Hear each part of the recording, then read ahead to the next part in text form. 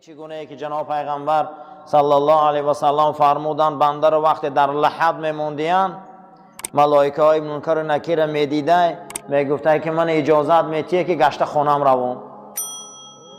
چی میخواسته؟ من شما اجازت میتیه که من خونم روم خبرشان کنم که منکر و نکیر حقه، خبرشان کنم که داخلی گرد پرسیدن حقه، خبرشان کنم که پیغمبر صلی الله علیه و سلم میپرسن حقه. برای اون گپ زنم ملائکه میگرد و میامدن منکر نکیر میگفتن که نوم خواب کنه که کنومت العروس، رنگ خواب عروس خواب زنه که دیگه برای تو رخصت نیست، حکم برای تو تمام شد دیگه. همین که زاره میکنی دیگه خلاص، همون روز حکم سود برارن تو همین قدر زاره میکنی و تغییر نمیوبه. خدا رم حکمش همین بده که بازگشت نیست دیگر، خلاص میموندی. ما درباره چی فهمیده بدیم؟ گفته بدیم درباره اون کسایی که گفتن که پیغمبرا را یکی از خصلتاشون همین است که همیشه در دشمناشون غلبه میکنن. در جنگ بدر وقت پیغمبر غلبه کرد، یهودی ها گفتن که این پیغمبره، پیغمبر رو فقط غلبه میکنن. اما در جنگ احد پیغمبر شکست خورد. یهودی ها گفتن که این پیغمبر نبوده برای که شکست خورد. در او جنگی که پا گفتن، در این جنگی که پا گفتن. اکنون همینجا معلوم میشود کی دشمنه، کی از ایمان دوره، کی نفاق داره، معلوم میشود. بعد از او پروردگار و قلب پاک حبیبش آیه مبارکه را نازل کرد که ما اکنون امروز کمتر مشکلات داشتیم، تفسیر منو تیار کردن نتونستیم، در همین بابت با صحبت میکنیم انشاءالله تا اینکه یک دقیقه عمر مونم باشه بیهوده نروه. قل للذین کفروا، بگو برای اون انسان هایی که با تو باور ندارن، بگو برای این یهودی ها، بگو برای اون کسایی که امروز طعنه میزنن که چی به اسلام این است و آن است، شکست میخوره و مغلوبه، بگو ستغلبون، در آینده اسلام ظفر مییابه.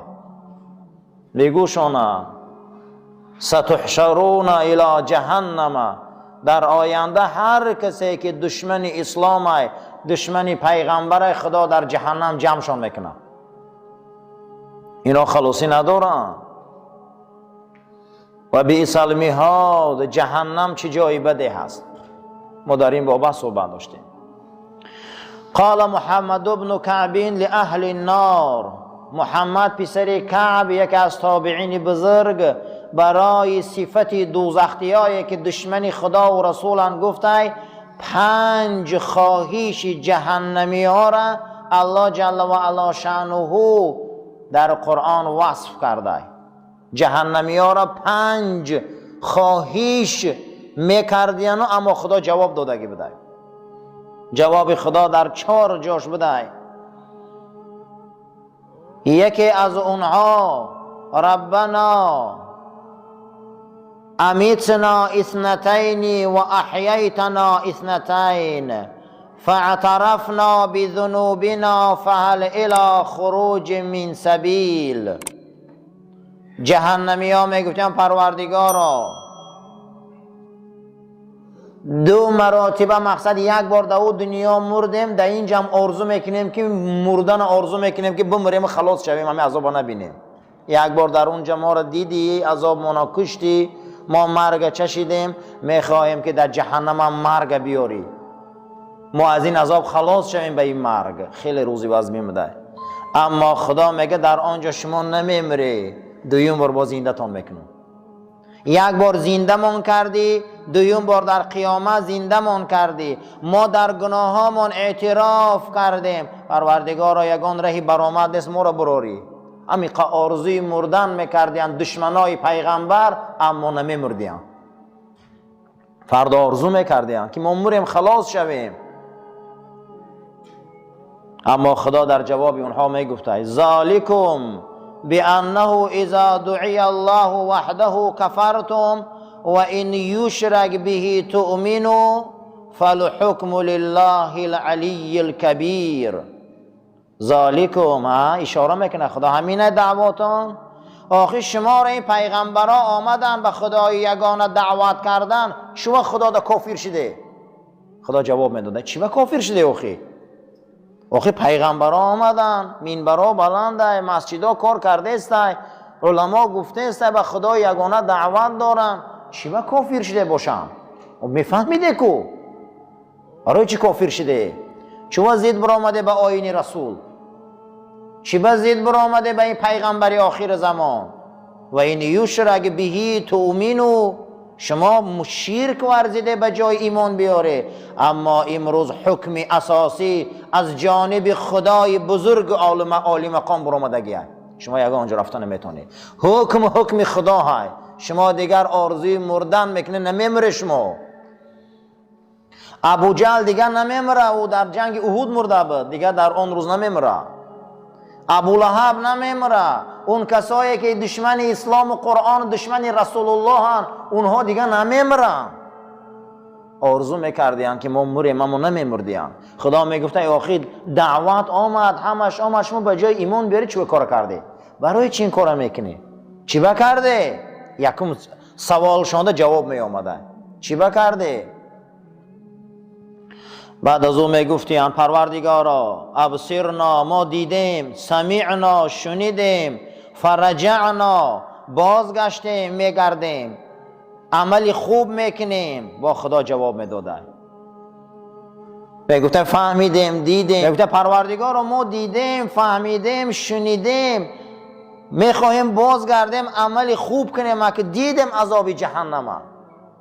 قول جهنمی ها اولم تکونوا اقسمتم من قبل ما لکم من زوال، شما هم کسایی نبوده که اول قسم خورده پیش از همین، بعد از او ایمان ها را از دست داده؟ شما مردمو نبوده؟ روحی شما در ازل قال و بلا گفته بود، شما بسیار عهد شکسته، بسیار این کارا را شما کردگی.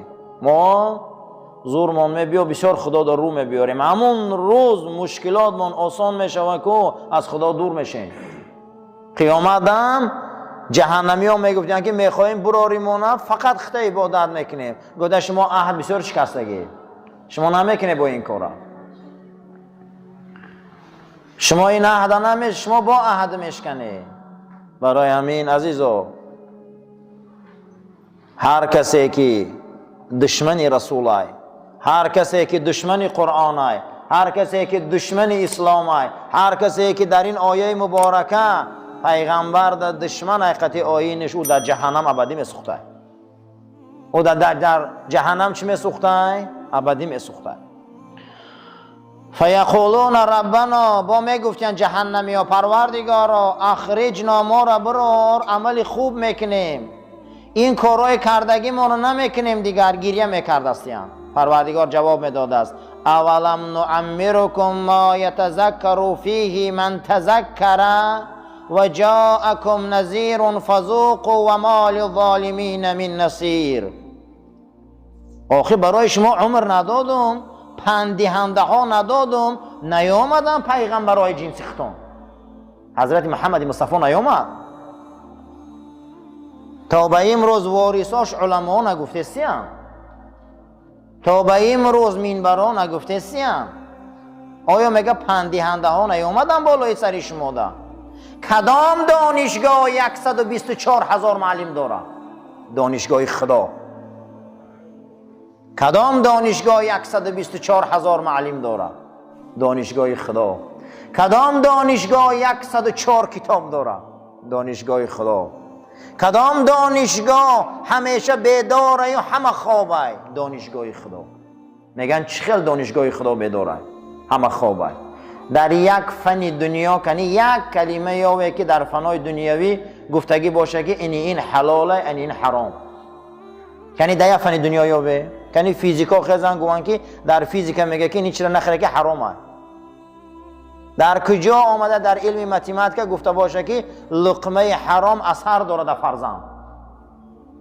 در کدام فنی زبان مادری گفته است که عرق حرامه؟ در کدام فنی اریتمتیکی گفتگی باشه که گوشت خوک حرامه؟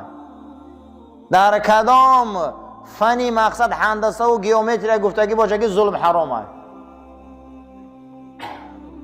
نیامدن پندهنده های جنس ما. دنیا خواب شریعت خدا بیداره، دنیا خواب آیین بیداره، دنیا خواب اسلام بیداره، دنیا خواب دانشگاه خدا بیداره.